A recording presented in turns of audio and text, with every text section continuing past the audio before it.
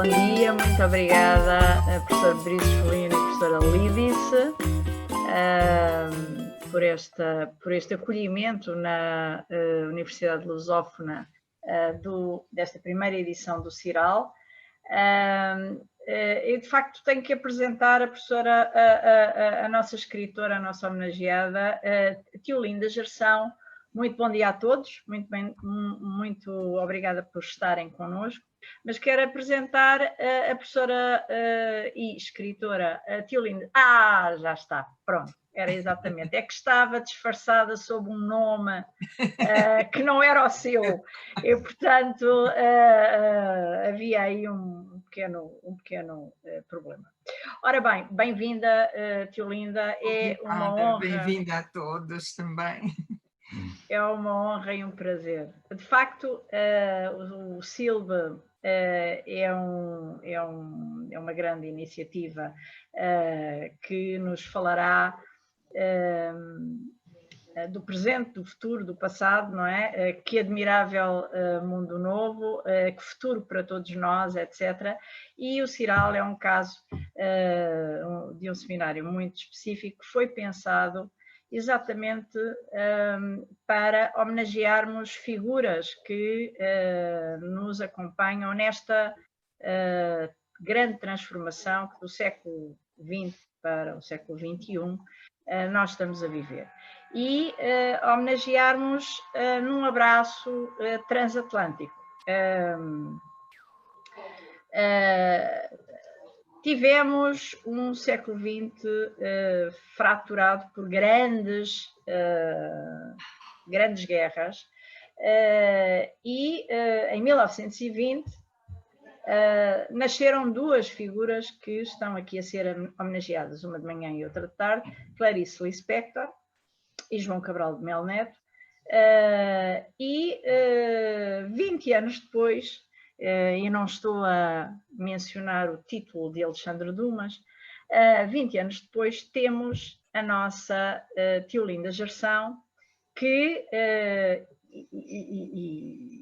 mais tarde José Carlos Seabra Pereira, que será uma figura também homenageada à tarde, mas temos Teolinda Gerção, que é de facto uma autora que nos é muito querida, que é muito cara, e cujos 40 anos de escrita literária e 80 anos de vida, 80 anos adolescentes, primaveris, estamos a homenagear num ciclo que ocupa 2 anos, 2020, 2021. Está um site dedicado a anunciar algumas das 30 iniciativas que em todo o mundo se vão realizar celebrando a Teolinda Gerção, e muitas já foram realizadas, apesar desta conversão ao online que diminui, digamos, a manifestação de afeto e que não permite que ele seja com o abraço pessoal, físico, mas que nos reúne em qualquer dos casos e nos faz ultrapassar enfim, a distância que a pandemia vai colocando. Ora bem, a Teolinda Gerção, em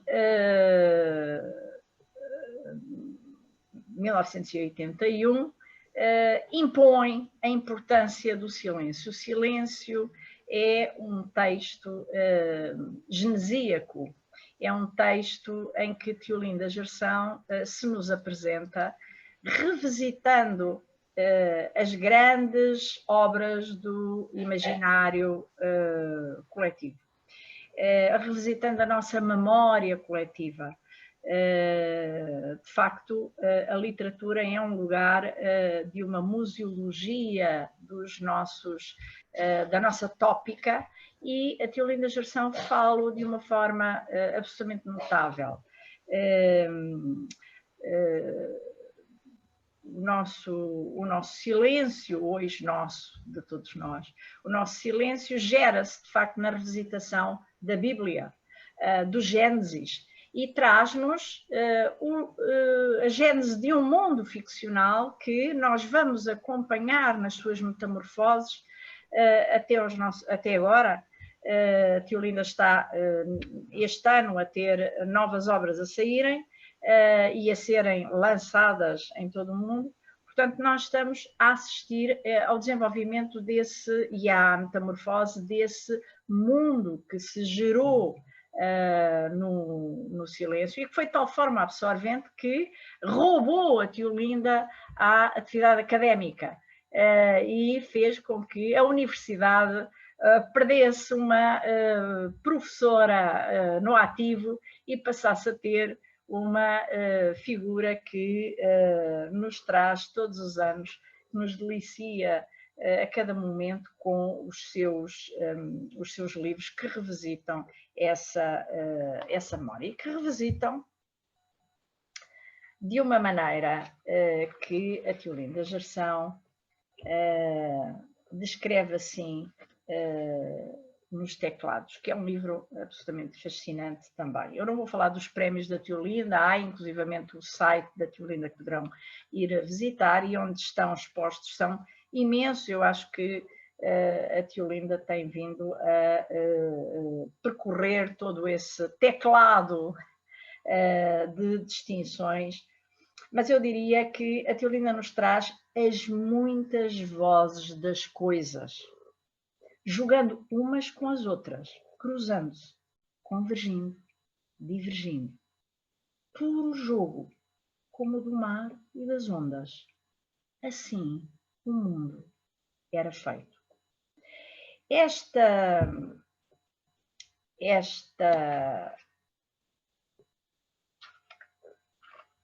visão, esta imagem do mundo surge-nos através de um discurso, chamemos-lhe assim, porque não é apenas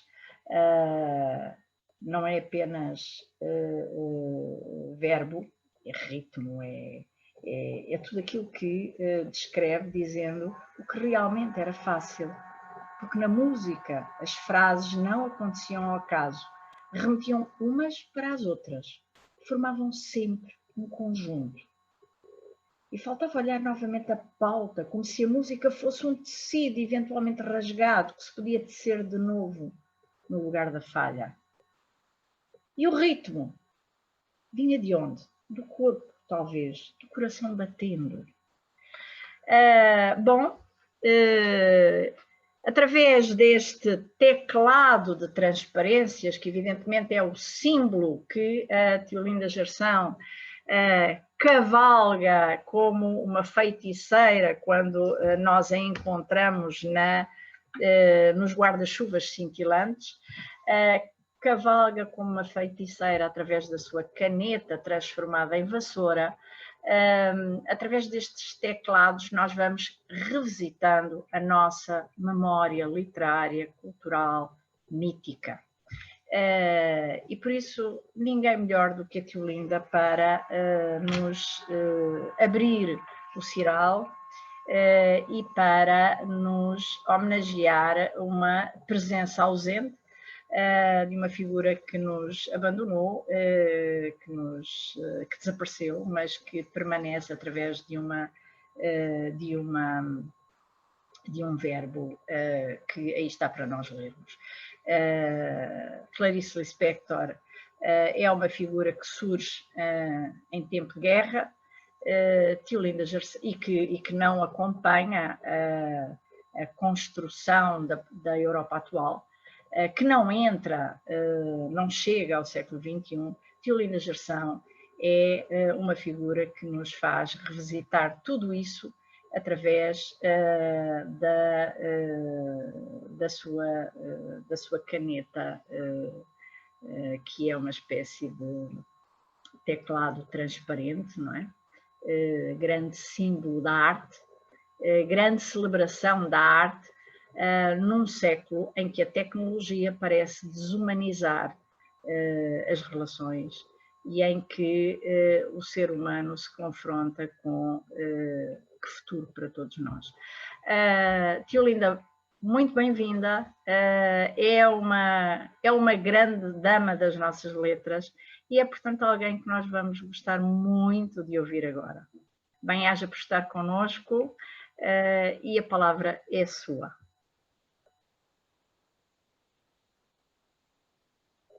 Teolinda, não estamos a ouvi-la. Já estou a ver ali o José Carlos Seabra Pereira, que no final também homenagearemos. Teolinda, por favor. Muito obrigada. Microfone. Já está? Muito Já. obrigada, Anabela Rita. Muito obrigada ao Ciral por este convite. Bom dia a todos. E eu vou ser o mais sucinta possível.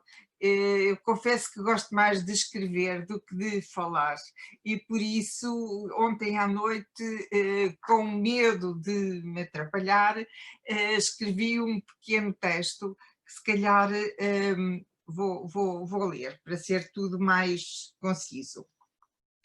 Chamei a esta conversa as muitas dimensões de Clarice, mas falarei só de algumas. Sabemos que ela foi jurista, cronista, autora de contos, romances, livros para crianças e é uma escritora magnífica e surpreendente a nível mundial, uma das maiores do século XX.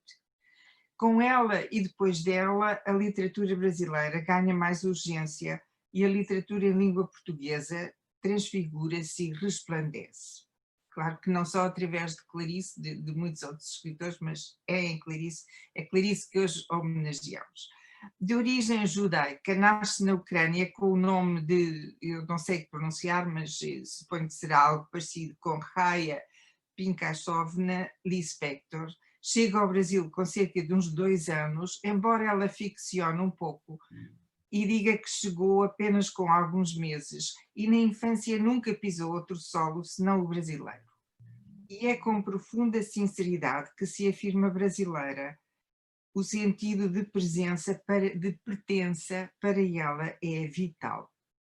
Num texto do livro de crónicas, A Descoberta do Mundo, que a pedido da editora Relógio d'Água apresentei aqui em Lisboa em 2013 com Pedro Mexia, Clarice escreve, o texto chama-se Declaração de Amor.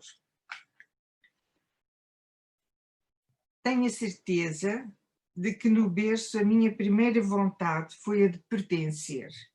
Por motivos que aqui não importam, eu de algum modo devia estar sentindo que não pertencia a nada e a ninguém.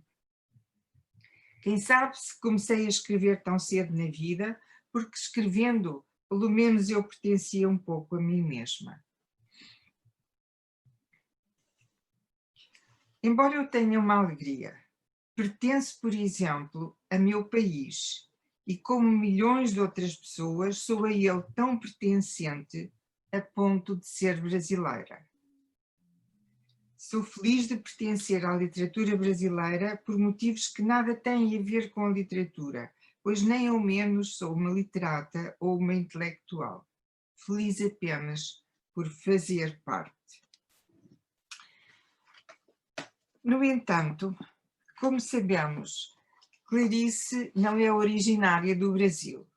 No Recife, para onde emigram inicialmente os pais, Pinkas e Mânia, as 2 irmãs mais velhas, e Raya, todos os nomes próprios foram vertidos para nomes portugueses, exceto de Tânia, que não precisava de tradução. É então que Raya passa a Clarice e o nome Pinkassovna desaparece. Até aos 12 anos, frequenta no Recife o Colégio Hebreu e Yiddish Brasileiro, onde, além das matérias usuais, aprende as línguas hebraica e Yiddish, esta última falada pelos judeus Ashkenazi e formada no século IX na Europa Central, com o alto alemão como base vernácula, a que se juntaram elementos hebraicos e aramaicos, além de outros de línguas eslavas e românicas. O Yiddish usa na escrita o alfabeto hebraico. Tanto quanto julgo saber, Clarice nunca dá relevo a estes dados. menciona a sua origem russa e ucraniana em jeito de curiosidade ou pormenor, como se apenas tivesse pré-nascido na Ucrânia para vir renascer ou realmente nascer em solo brasileiro. A cultura judaica comporta, desde sempre, uma componente mística fortíssima. Parece-me, por isso, admissível, ao menos em teoria ou como hipótese, não sei, que as raízes judaicas de Clarice poderão ter tido repercussões na vertente mística e filosófica do seu pensamento e até no seu modo peculiar de se exprimir. É certo que aprendeu e falou português, podemos dizer que desde sempre, mas também aprendeu a ler e escrever em 2 ou 3 línguas, de que só aos 12 anos o português a afasta, quando entra no ginásio pernambucano do Recife, onde nem o hebraico nem o Yiddish eram ensinados.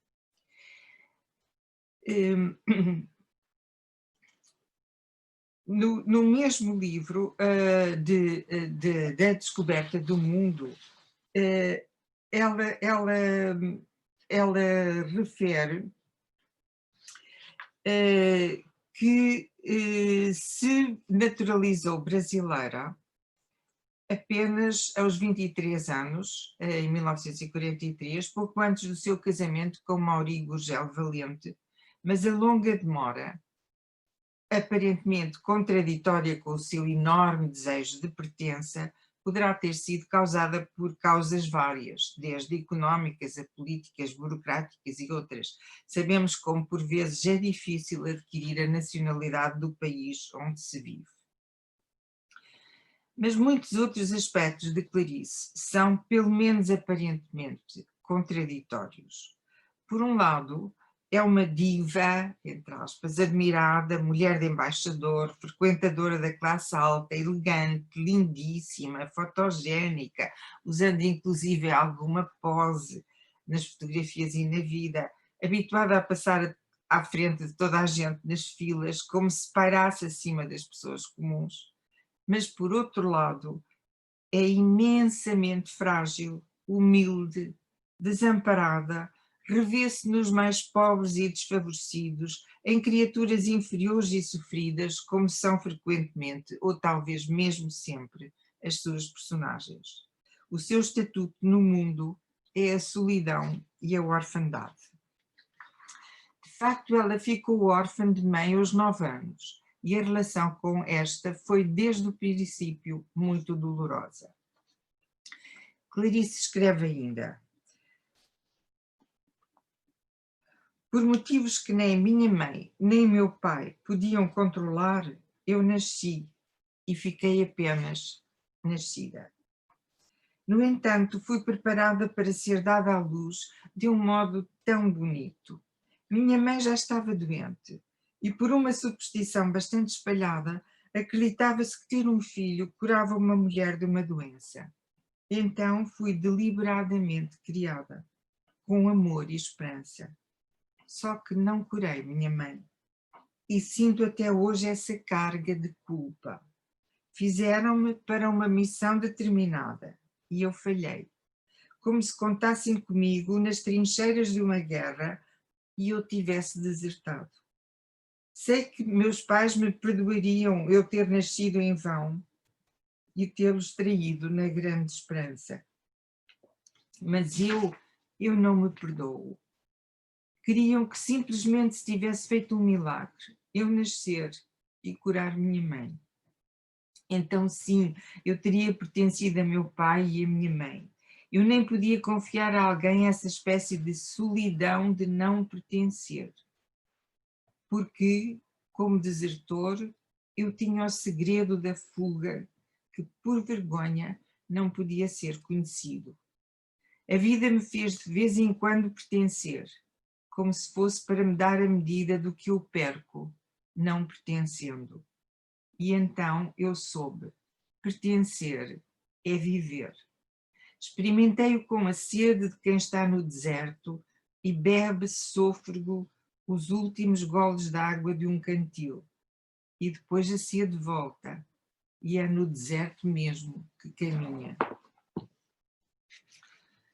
O facto de o seu nascimento não ter curado a mãe culpabiliza-a, obviamente injusta e inutilmente, mas não a explica.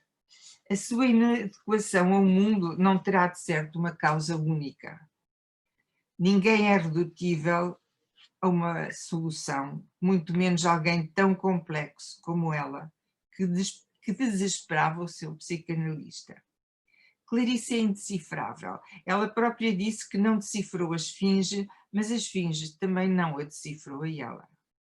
A sua procura de absoluto como compensação para uma falta irremediável é uma faceta mística que não se pode reduzir a uma causa racional.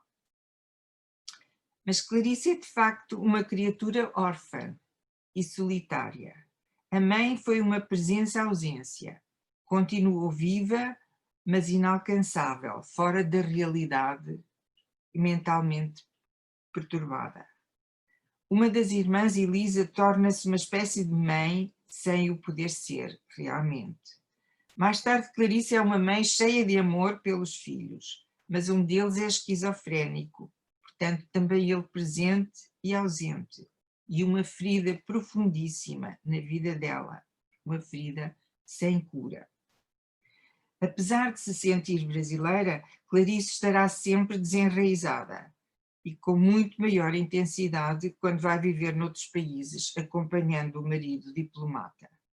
Exilada em todos os lugares e em si mesma, culpada de se sentir desadaptada, punida por um misterioso pecado original que não pode definir nem cometeu, assim foi a vida de Clarice, procurando uma gota d'água no deserto, ansiando pelo amor, mas fugindo dele, torpedeando-se a si própria, devorando avidamente cada instante, mas perdida no tempo, e não raro perdendo o norte. Divorciada aos 39 anos, regressa ao Rio de Janeiro e escreve os seus melhores livros até à sua morte em 77. Famosa, acarinhada, idolatrada, continua a mesma pessoa frágil e solitária que voluntariamente se fecha e se isola, e no entanto se interessa pelos outros e está desperta para a injustiça social e a brutalidade do mundo. O seu refúgio é a escrita feita de estranhamento e iluminações. Quando não escrevo, estou morta, disse numa das últimas entrevistas. O seu nível mais alto é porventura um místico, o impossível diálogo com o que chama o Deus, e não pode ser revelado nem traduzido em palavras. Daí a tarefa de Sísifo de procurar dizer o indizível. A sua escrita não é regida pela lógica, mas por um nível mais profundo de entendimento, o olhar de um ser sozinho perante o mundo que se espanta com ele sem o entender e para isso escreve, para tentar entender. Uma escrita, de certo modo, abstrata e cerebral, mas por outro lado animal e sensível, que tenta apanhar a coisa em si em estado nascente. Não por acaso os animais e a identificação com eles surgem por vezes, desde a aprendizagem da agressividade e da força, com a fera presa na jaula, num dos contos, à mulher que num conto infantil matou os peixes. Julgo que qualquer aproximação a Clarice só acontece através da intuição e da empatia. Ou ela é para o leitor límpida e transparente, independentemente da idade e do nível cultural de quem lê, ou impossível de interpretar. Os livros de Clarice escolhem os seus leitores, atraem, seduzem, enfeitiçam-nos ou rejeitam-nos liminarmente. E também o contrário se verifica, ou os leitores se deixam cair dentro dos livros e mergulham neles sem resistir, ou nunca poderão atravessá-los. A chave para abri-los não é o intelecto, mas a inteligência emocional. Daí que a maior parte dos leitores, e porventura os melhores, leiam Clarice muito devagar, em pequenas doses. Não só porque a sua escrita quer ser fruída e saboreada, mas porque exige uma entrega torna-se não raro deprimente, precisa de pausas e silêncios, de intervalos para digeri-la, como uma droga que abre infinitas portas, mas só não é mortal consumida em pequenas doses. Sem ter medo das palavras, até porque elas não diminuem a autora nem a obra, suponho que há em Clarice um lado psicótico. A iluminação e o deslumbramento são uma dança perigosa sobre um fio muito ténue, que a qualquer momento pode quebrar-se e descambar na loucura. Felizmente o fio não se rompe e ela mantém a lucidez. É uma lucidez sofrida, dilacerada entre a voracidade de estar viva e o seu descompasso com o mundo, procurando como último reduto um Deus que se esconde e se cala. É nessa busca que, na minha perspectiva, ela atinge a máxima grandeza. O que cito a seguir são palavras dela, aqui descontextadas, mas que ouvidos sensíveis saberão unir num tecido sem rugas, como se a víssemos, como era seu hábito, escrever em pedaços muito pequenos de papel frases soltas que o inconsciente lhe ditava, e depois ela cosia pacientemente com a perícia e determinação de uma tecedeira. Só havia faltas e ausências. Quero que o intolerável continue, porque desejo a eternidade. Só o impossível me importa. Ela amava o nada, a sua permanente queda humana, o gosto da punição. Não sabia o que fazer de si própria, senão isto. Tu, ó Deus, que eu amo como quem cai no nada. Faz de conta que estava deitada na palma transparente da mão de Deus. Amar com horror o Deus desconhecido. Ou frases ditas como se fosse ao acaso que a sua amiga Olga Borelli foi guardando para formar com elas o esboço para um possível retrato. Foi um livro depois publicado. Cito Clarice: não mato porque não quero perder minha vida, mas também porque quero me banhar na retida vontade de matar. Retida, sim, e por isso mesmo mais violenta. Sou obrigada a ter como só meu o gosto supremo de querer matar e o gosto de viver debaixo da extrema tensão de arco e flecha retesados e que não disparam, mas disparam para dentro. E então, êxtase. Agora poderemos conversar, responder a perguntas, como quer.